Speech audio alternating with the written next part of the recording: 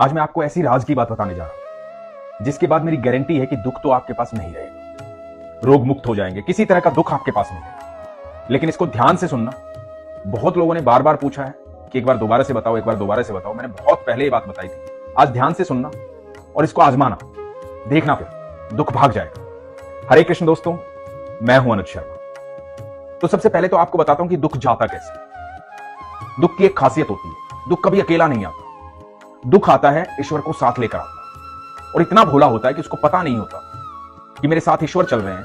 यदि सामने वाले ने ईश्वर पर विश्वास कर लिया तो मेरी मृत्यु निश्चित है। इतना भोला होता है दुख। तो पहली चीज तो आप ये समझ जाओ कि आपको ईश्वर पर विश्वास करना होगा, क्योंकि आपकी जो मुस्कुराहट है वो दुख का अंत कर सकती है। दुख कितना भी शक्तिशाली हो, बस आपको मुस्कुराते हुए उस समय को गुजार देना है। अब जो मैं उपाय आपको बता रहा हूं, इस उपाय को करना हो। उपाय को ध्यान से सुनना। सबसे पहले तो ये जो मंत्र है भगवान श्री कृष्ण का, कृष्णाय वासुदेवाय हरे परमात्मने प्रणतः क्लेशनाशाय गोविंदाय नमो नमः। भगवान श्री कृष्ण से आप ये प्रार्थना कीजिए, मंत्र का जाप कीजिए, लगातार जाप कीजिए। दुनिया का कितना भी बड़ा कष्ट हो, वो कष्ट दूर हो जाएगा, ये गारंटी है। दूसरी जो बात मैं लॉजिकली आपको बताने जा रहा हूं वो ये कि यदि आप थक चुके हैं दुनिया भर की जगह जाकर के, लोगों से सलाह लेकर, उपाय करके, तो ये उपाय कर लेना, सब कुछ बदल जाएगा। कहीं से भी एक बांसुरी लेना। बांसुरी जो है वो ऐसी होनी चाहिए जो बजती हो। नॉर्मल बांसुरी मत लेना जो मंदिर के लिए दे देते हैं लोग, चढ़ा दो 10-20 रुपए की बांसुरी जो आती है वो मत लेना। एक अच्छी बांसुरी लेना, बांस की बांसुरी लेना। और यदि आपकी क्षमता है और अच्छी बांसुरी लेने की, चांदी की बांसुरी लेने की, वो आपकी क्षमता पर है, लेकिन बांस की बांसुरी लेना, क्योंकि बांसुरी वैसे बांस की ही होती है, फिर श्रद्धा की बात हो। तो बांसुरी लेना, और बांसुरी को टेस्ट मत करना, ना चेक करना, ना दुकानदार से चेक करवा। उस बांसुरी को लेना, मंदिर जाना, भगवान श्री कृष्ण के किसी भी मंदिर जो आपके आस पड़ोस में कहीं भी भगवान श्री कृष्ण का मंदिर है, उस बांसुरी को लेकर जाना, भगवान के सामने अपने मन की बात रखना, जो भी आपके मन में चल रहा है, जिस भी दुख से आप गुजर रहे हैं, जिस भी समय से आप गुजर रहे हैं, वो बात अपने मन में कहना भगवान से प्रार्थना करना कि भगवान मेरे सारे कष्टों को दूर करो। उस बांसुरी को भगवान को अर्पित कर दो।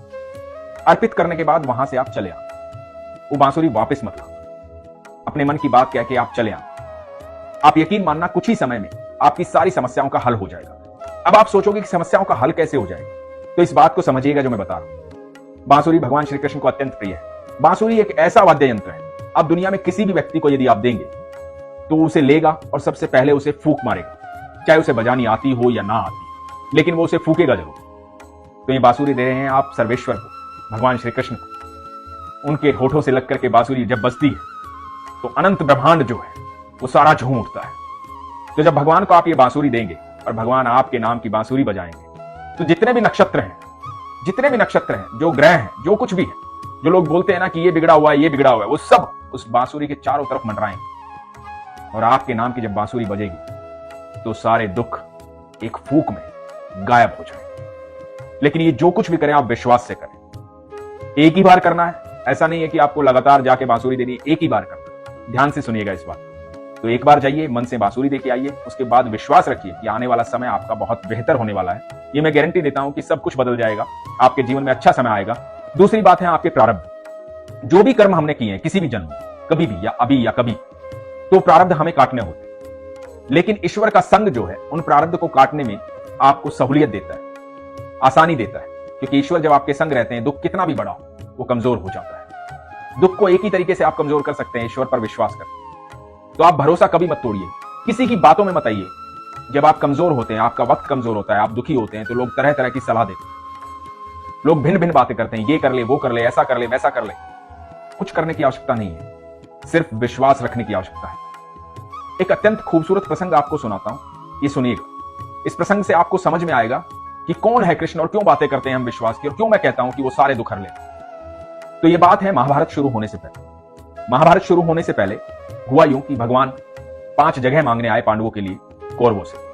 भगवान ने कहा कि 5 जगह दे दो, तुम हस्तिनापुर चलाना, और वो 5 जगह पर अपना राज्य करेंगे, सब खुशहाली से रहेंगे, कोई दिक्कत की बात नहीं होगी, तुम खुश रहना, वो खुश रहेंगे, क्या जरूरत है आपस में झगड़ा करने। लेकिन शकुनी को यह बात सहन नहीं हुई। शकुनी ने दुर्योधन को कहा कि इसको बंदी बना ले, ये उनकी हिमायत लेकर आया है, उनकी तरफ से आया है, उनको हमारे राज्य से हिस्सा देना चाहता है। तो दुर्योधन ने बंदी बनाने के आदेश दिए। अब भगवान को कौन बंदी बना सकता?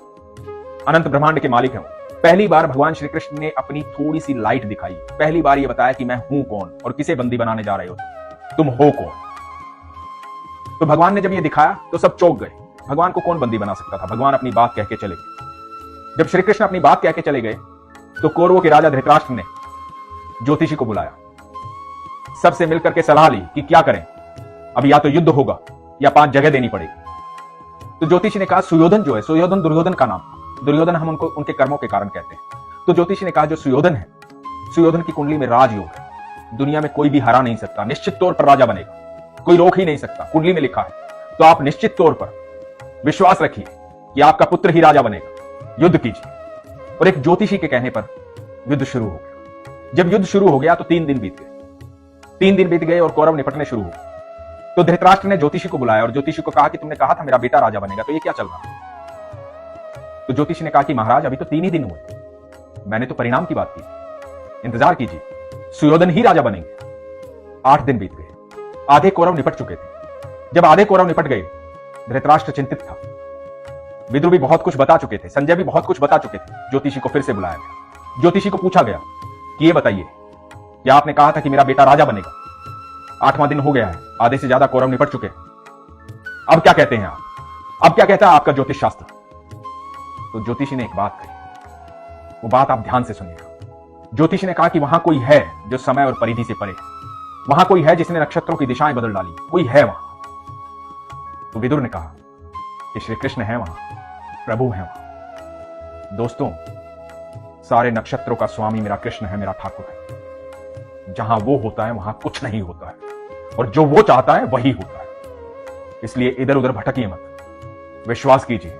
आपको पता है कि महाभारत के युद्ध के बाद राजा कौन बना था, क्योंकि सब नक्षत्रों का स्वामी मेरा कृष्ण है। आप यकीन मानना, यदि आप दुखी हैं, परेशान हैं और आपकी समस्याओं का हल नहीं हो रहा है, आप सब जगह से हार चुके हैं, तो आज ही अपनी कुंडली को उठाइए और भगवान श्री कृष्ण के चरणों में रख दीजिए, समर्पित कर दीजिए उन्हें, क्योंकि सब नक्षत्रों के स्वामी वही, और आपका कोई कुछ नहीं बिगाड़ सकता जब आपके सारथी कृष्ण है, आपके साथ कृष्ण है। बस विश्वास रखिए, कृष्ण आपके साथ हर समय है। वो आपसे बेहद प्यार करते हैं, वो हम सब के पिता हैं, हम सब उनकी संतान हैं। हम इधर उधर भटके ना, इस सफर का आनंद लें और विश्वास रखें अपने पिता पर। बस यही तो मैं कहता हूं कि अपने विश्वास को मजबूत रखिए, अपना ख्याल रखिए। हरे कृष्ण।